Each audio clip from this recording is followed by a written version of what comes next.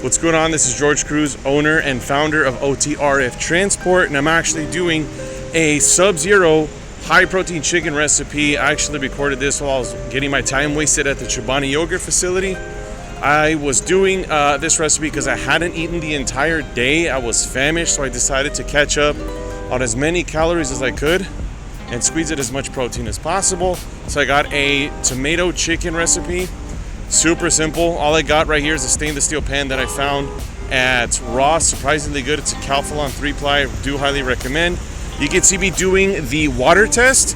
So anybody that has ever worked with a stainless steel pan knows that in order for it to be ready, it's got to get so hot that when you splash a little bit of water on it, it doesn't sizzle. It actually dances around. Because it was so cold out, it was actually difficult to accomplish this. It took about 15 minutes to properly heat up because the cold just kept zapping the heat out. So you can see here, I'm getting everything ready. I'm just trying to be as efficient as possible. Excuse me, I'm walking in between trucks as I do the voiceover at a Flying J in West Memphis, Arkansas. So you can see I got a Costco rotisserie chicken. I kept it in my truck fridge. I got a larger than normal fridge. You can fit this in a small truck driver fridge. You just gotta make sure you squeeze, you kind of like squeeze it or break it down. Now you can see me manhandling the chicken right here, just getting into position so I can pull the meat, the piece that I want out.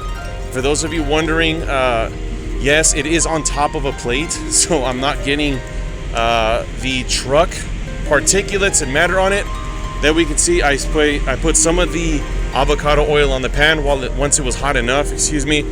Now apologize for blocking the camera, but here you can see I take a whole leg quarter and put it on the pan skin side down and move it around to prevent it from sticking. Got the avocado oil out of the way.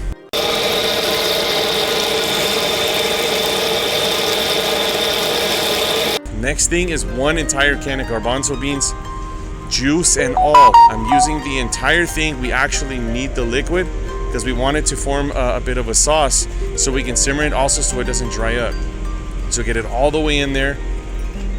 Get the entire contents that we sizzle it, jiggle it around. You can see I'm actually trying to get the chicken to unstick. Once it unsticks, check the flame here. Next is just a can of diced tomatoes. I use the ones from with chilies in them. Nothing fancy.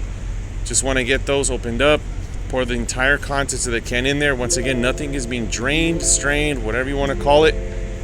Put all of it on there. Next, I'm going to use some Himalayan pink salt. Nothing fancy about it. I just like using it because I like the flavor profile. It's pretty good.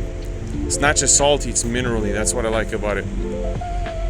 Now here we got the spoon, which is a part of a collection that I ransack from every single truck stop I go to. I always grab a handful. Even if I already got a lot, I always get more. Give it a little taste test. Of course, it is already cooked. You're not gonna be able to infuse too much flavor into it, but you do actually get quite a bit of the flavor in there. Next is the salt-free garlic and herb seasoning.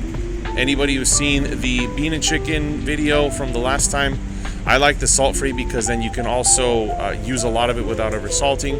Next is some paprika. I prefer smoked, but couldn't find any, so I used a good helping of paprika. It really adds a lot of flavor and rounds it out. You want it to taste good. Remember, when you're out on the road and you have a chance to cook your food, I do highly recommend it.